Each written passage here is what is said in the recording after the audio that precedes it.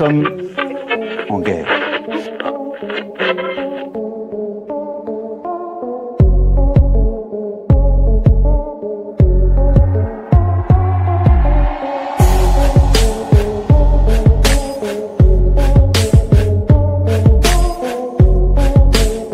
Si vous écoutez ce message, vous êtes la résistance.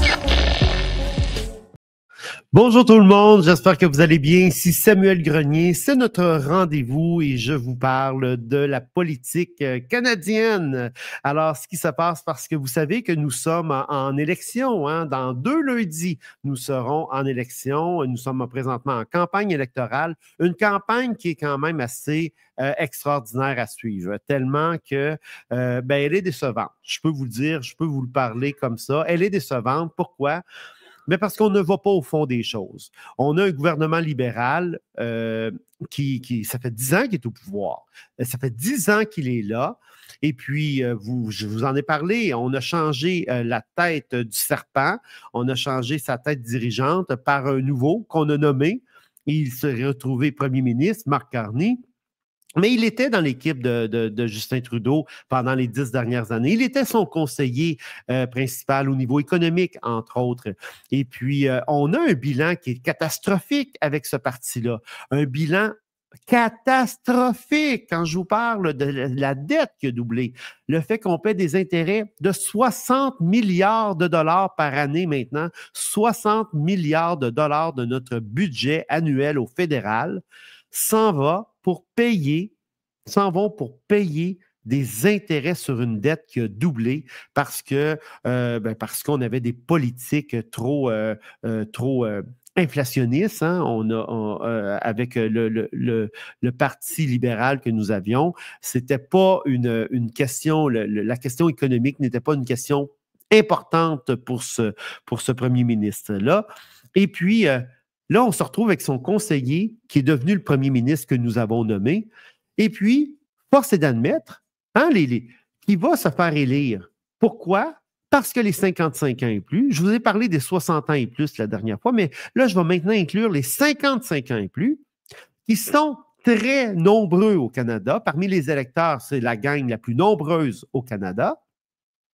Et ces gens-là ont décidé que le critère pour choisir le prochain premier ministre était qui pourrait le mieux répondre à Donald Trump. Alors, la misère, le virus, c'est Donald Trump. Et puis, la personne qui serait la mieux placée pour répondre à Donald Trump serait Mark Carney. Serait Mark Carney, un homme qu'on ne connaît que pour des politiques économiques et ses affiliations avec la Chine. On en reparlera. Un homme qui ne parle pas français du tout, pour un peuple français, pour le peuple fondateur du Canada, ben c'était le peuple à convaincre. C'était le peuple à convaincre parce que si au Québec, on accepte que le prochain premier ministre ne parle pas français ou parle très, très mal le français, ne comprenne pas lorsqu'on s'adresse à lui, ne comprend pas lorsqu'on s'adresse à lui en français, eh bien, vous savez que c'est la fin du bilinguisme pour un premier ministre. Parce que les prochains premiers ministres qui hésitaient, les prochaines personnes, les prochains candidats qui hésitaient à se rendre disponibles pour la tâche de premier ministre, ces gens-là, en sachant maintenant qu'ils peuvent être unilingues, parce que les Québécois acceptent de voter pour un unilingue anglophone, bien entendu que maintenant, c'est ce qu'on risque de voir se répéter. Donc, les gens de 55 ans et plus ont décidé qu'ils étaient pour accorder leur confiance à Mark Carney parce que la question de l'urne demeure importante, demeure qui pourrait faire face à Donald Trump. Et ça n'a pas changé. Sur l'aiguille de la décision des gens, ça n'a pas changé. Ça demeure encore le critère, ça demeure encore le point important, la question électorale, c'est de savoir qui peut répondre à Donald Trump. 55 ans et plus ont peur du changement. Pierre Poilievre, du Parti conservateur, la droite, lui propose du changement. Et les gens de 55 ans et plus ont peur de ce changement-là. Ont peur. Ils ont tous des petits-fils. Ils ont tous des enfants. Ils pourraient penser à eux. Comment expliquer qu'on ne veuille pas du changement pour permettre justement aux générations suivantes à pouvoir accéder au logement,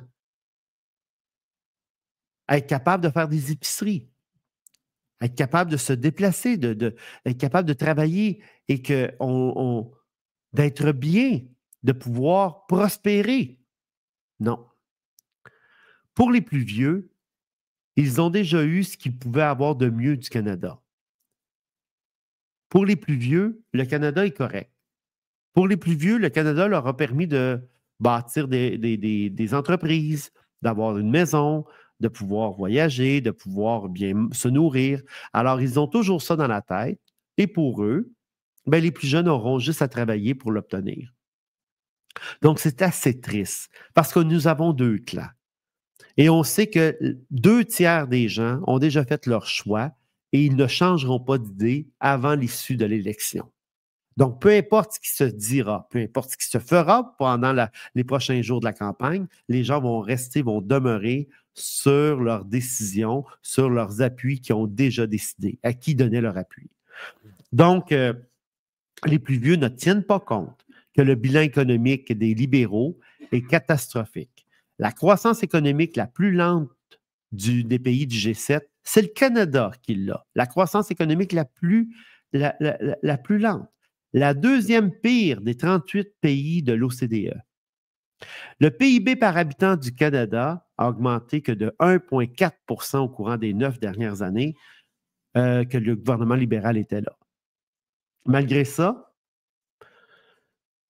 les plus vieux se cantonnent, persistent et signent. Ils ne veulent pas changer, ils veulent élire le Parti libéral. C'est très triste parce que Mark Carney, qui est le chef du Parti libéral présentement, qui est le premier ministre qui a été nommé et non élu en remplacement de Justin Trudeau, a des liens avec la Chine. Et ça sort, là. Présentement, on a des indications par rapport à ça. Il y a des liens qu'on peut faire. Il y a des preuves qui sortent. Mark Carney disait « L'une des nombreuses forces de la Chine réside dans sa perspective. Il serait important que la Chine soit au centre de la scène pour façonner ce nouveau système financier mondial durable. » Nous y voyons le leadership de la Chine dans le déploiement des technologies d'intelligence artificielle, ce qui est unique à bien des égards. Et nous pouvons tous en tirer des leçons. Nous sommes en présence d'un homme qui adore la Chine. Jusqu'à tout récemment, il dirigeait l'entreprise Brookfield, qui fait affaire avec la Chine. Juste avant de quitter là, pour devenir premier ministre, en janvier dernier, là, 2025, Mark Carney, via son entreprise Brookfield, a emprunté 1,4 de milliard, donc 250 millions, à la Banque de la Chine. Donc oui, fort probablement que la Chine exerce un contrôle, exerce une influence sur Mark Carney. Il le dit lui-même. Pendant sa campagne électorale, il promouvoit les intérêts de la Chine. Mark Carney, c'est un activiste, c'est un extrémiste climatique. Il veut imposer une taxe sur le carbone aux industries. Il le fait déjà, mais ce qu'il veut par sa taxe sur le carbone industriel, c'est qu'il veut l'enlever pour d'autres entreprises, mais il veut la majorer pour ce groupe-là de gros industriels. Ce que ça va donner, c'est que ça va détruire les emplois industriels.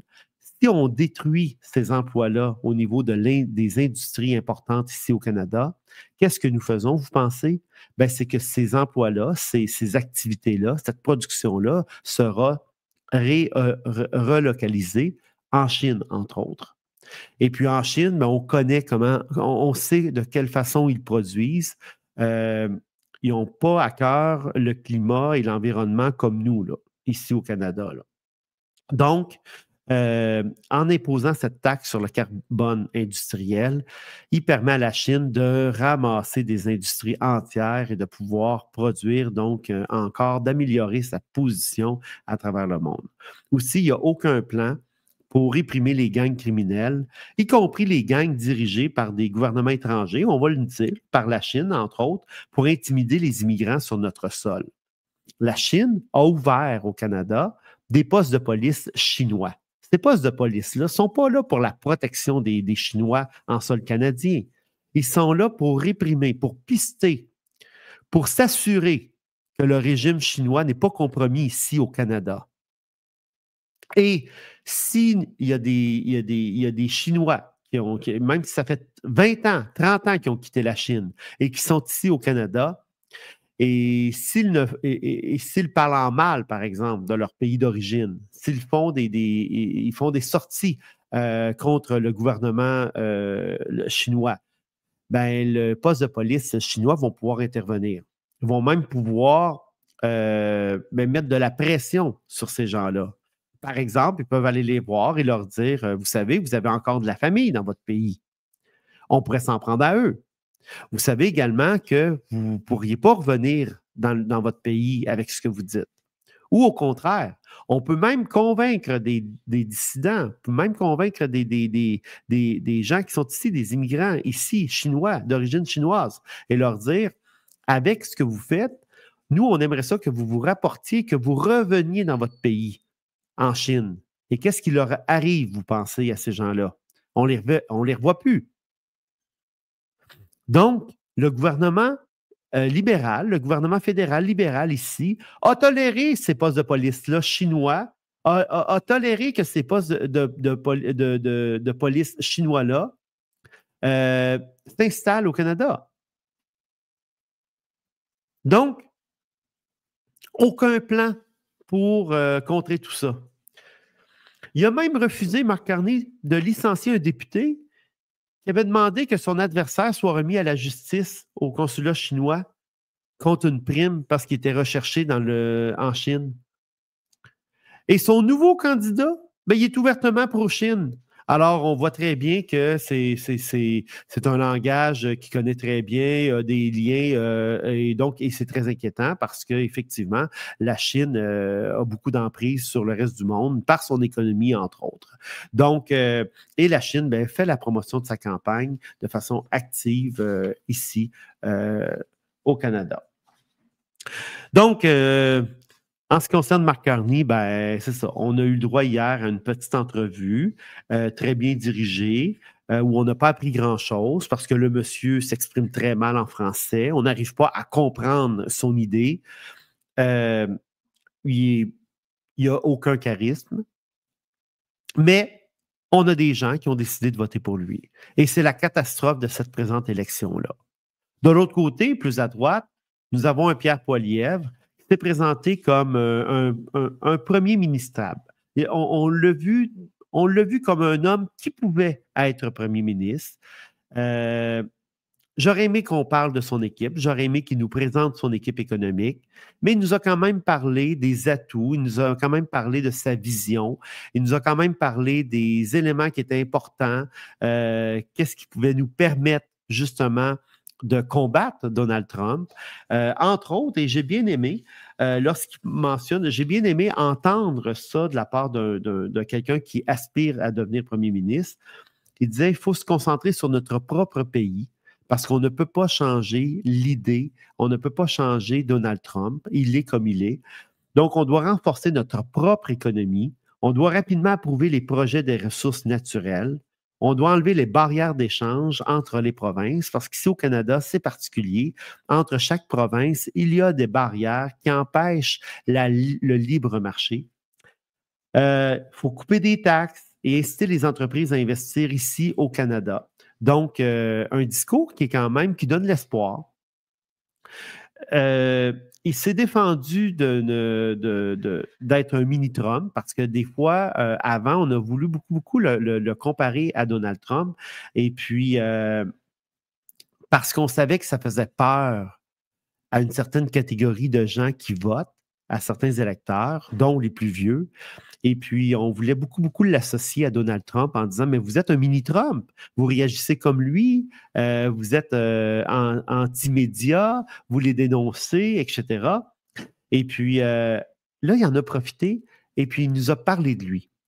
Il nous a dit que non, il est différent, qu'il est né d'une famille monoparentale, ses origines sont modestes, il sait c'est quoi avoir peu de moyens et que sa femme est une immigrante. Donc, il en a profité pour se présenter comme un homme du peuple, un homme qui est capable de gérer, un homme qui est capable de nous amener ailleurs.